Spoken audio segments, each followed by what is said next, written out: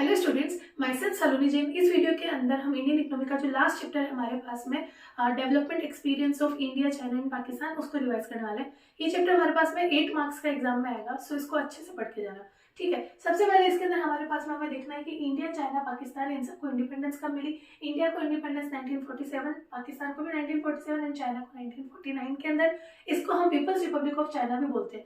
5 year plan जो थे India के अंदर 1951 के अंदर शुरू हुआ था, चाइना के अंदर 1953 एंड पाकिस्तान के अंदर 1956 के अंदर। तीनों के तीनों कंट्रीज ही किसके ऊपर रिलाइट थे? पब्लिक सेक्टर अंडरटेकिंग्स पे रिलाइट थे। जो पाथ था इंडिया और पाकिस्तान का मिक्स्ड इकोनॉमी उन्होंने चूज किया था एंड चाइना के अंदर सोशलिस्ट इकोनॉमी हमारे पास में थी। अब सबसे पहले हम देखते हैं इंडिया का जो डेवलपमेंट स्ट्रेटेजी था वो कैसा था। 1947 के अंदर इंडिया को इंडिपेंडेंस मिला। उसके बाद में 1950 के अंदर हमने प्लानिंग कमीशन सेटअप किया। 1951 के अंदर हमारे पास में 5 ईयर प्लान शुरू हो गए थे। ठीक है, इसके अंदर हमारे पास में 1966 के अंदर व्हाइट रिवॉल्यूशन जो ऑपरेशन फ्लड है वो आया था। 1967-68 के अंदर हमारे पास में ग्रीन रिवॉल्यूशन आया था। उसके बाद में हमारे पास में एक तो इम्पोर्ट सब्सटीट्यूशन था जिसके अंदर हम इनवर्ड ट्रेड लुकिंग स्ट्रेटेजी हमारे पास में थी। हमने यहाँ पे एसएसआई को डेवलप किया, उसके लिए हमने एसएसआई को प्रोटेक्शन दी। ठीक है, इसके अलावा हमारे पास में आईपीआर भी आए थे, इंडस्ट्रियल पॉलिसी रिजोल्यूशन हम लेके आए 1956 के अंदर। उससे पहले हमारे पास में 1948 के अंदर आया था। ठीक है, और 1991 के अंदर फाइनली हमारे पास में क्या आ गया था? एफडीआई मतलब एलपीजी पॉलिसी आ गई थी। ठीक है, ये हमारे पास में था इंडिया का डेवलपमेंट स्ट्रेटेजी। इसके बाद में क्या हुआ? इतना सब होने के बाद में भी लेकिन इंडिया के अंदर अभी भी क्या है? पॉवर्टी एग्जिस्ट करती है। ठीक है, अनएम्प्लॉयमेंट अभी भी है यहाँ पे एंड इन्फ्लेशन भी काफी हद तक रहता है।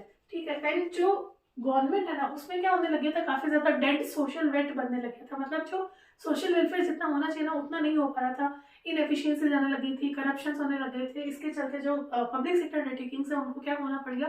प्राइवेटाइजेशन करना पड़ गया था।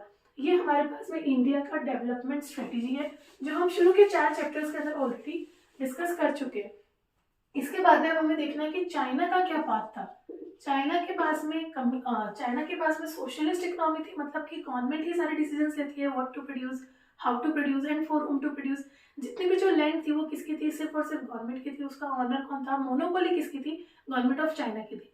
अब यहाँ पे जो चाइना का जो पाथ है वो 2 फेजेस के अंदर डिवाइडेड है। एक है प्री 1978 पीरियड और एक है पोस्ट 1978 पीरियड। 1978 के अंदर क्या आया था? एफडीआई चाइना लेके आया था। अब हम सबसे पहले देखते हैं प्री 1978 के अंदर क्या हुआ। सबसे पहला एक आया था जीएलएफ 1958।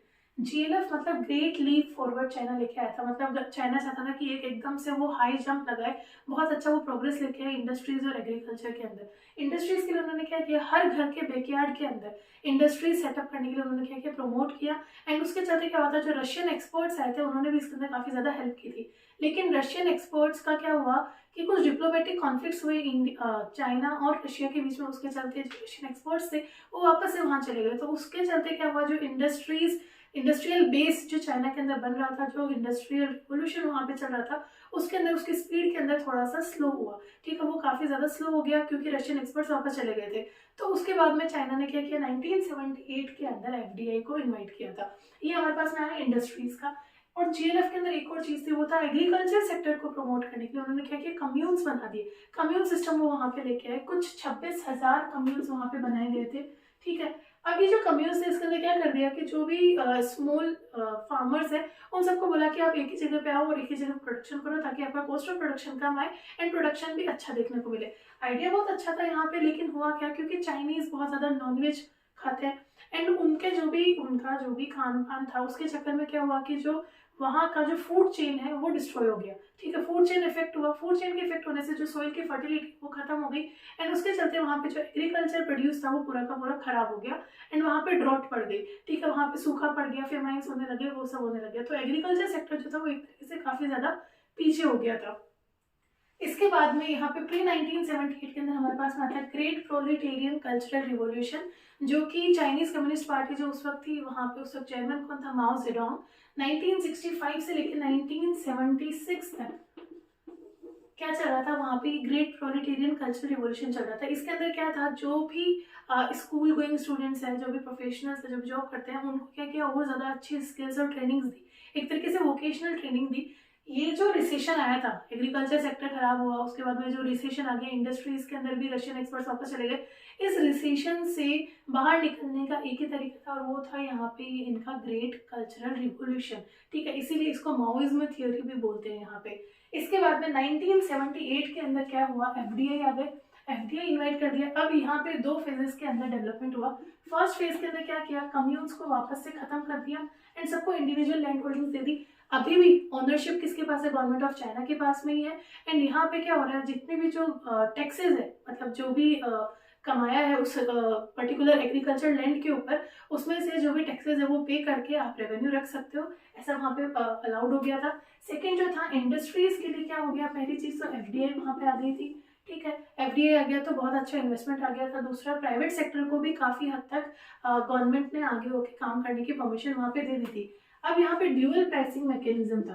ड्यूअल प्राइसिंग का मतलब क्या हो गया, जो भी एग्रीकल्चर प्रोड्यूस है, ठीक है, उसके ऊपर जो भी प्राइसेस होगी वो कौन डिटरमाइन करेगा, वो गवर्नमेंट ही करेगी। उसके अलावा अगर और कोई ट्रांजेक्शन हो रहे हैं तो वो मार्केट डिमांड एंड सप्लाई पे हो जाएगा। ठीक है, ये हमारे पास में ड्यूअल प्राइसिंग थे। इसके अलावा चाइना के अंदर स्पेशल इकोनॉमिक जोन्स भी अलॉट कर दिए थे।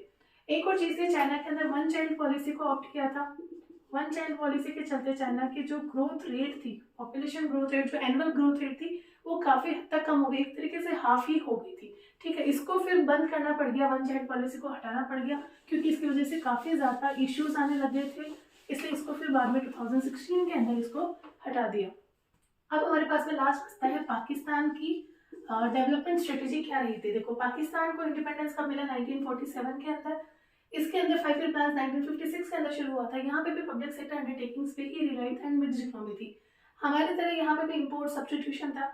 कैपिटल गुड्स जो थी, कैपिटल गुड्स इंडस्ट्रीज को नेशनलाइज कर रखा था इन्होंने, जो सिर्फ और सिर्फ पब्लिक सेक्टर ही उसके अंदर आ सकती है। ठीक है, एंड यहाँ पे भी सेम हमारी तरह ग्रीन रिवोल्यूशन हुआ था, सब कुछ सही था। एंड एफडीआई जो है वो भी 1988 के अंदर ही आ गई, हमारे से पहले आ गई, मतलब इंडिया से काफी पहले, मतलब 3 साल पहले यहाँ पे क्या आ गई, एफडीआई यहाँ पे आ गई थी। ठीक है, लेकिन पाकिस्तान के अंदर क्या हुआ, पहली चीज तो वहां पे पॉलिटिकल इनस्टेबिलिटी रहती है। पॉलिटिकल इनस्टेबिलिटी रहती है, वहां पे मिलिट्री रूल रहता है। उसके चलते क्या हुआ कि यहाँ पे जो ग्रोथ रेट है, जो एफडीआईज भी जो यहाँ पे आए थे, जो ग्रोथ रेट है वो यहाँ पे उतनी ज्यादा अच्छी नहीं रही। वो पहले शुरू के अंदर तो काफी अच्छी स्पीड रही, ग्रोथ अच्छी रही, उसके बाद में धीरे धीरे अपने आप कम होने लगी, क्योंकि यहाँ पे कुछ ज्यादा ही पॉलिटिकल इंस्टेबिलिटी रहता है एंड मिलिट्री रूल रहता है। दैट्स इट, यहाँ पे हमारे ये चैप्टर एक तरीके से कंप्लीट हो गया थियोरेटिकली, लेकिन इसके अंदर जो क्वेश्चंस आते हैं वो कंपेरेटिव एनालिसिस के आते हैं। आपको टेबल्स गिवन होगी एंड उसको आपको एनालिसिस करके उसके आपको रीजंस देने होंगे। ठीक है, वो हम नेक्स्ट वीडियोस के अंदर हमारे कवर करेंगे। That's it. अगर आपको मेरा वीडियो अच्छा लगा हो तो please like, share and subscribe.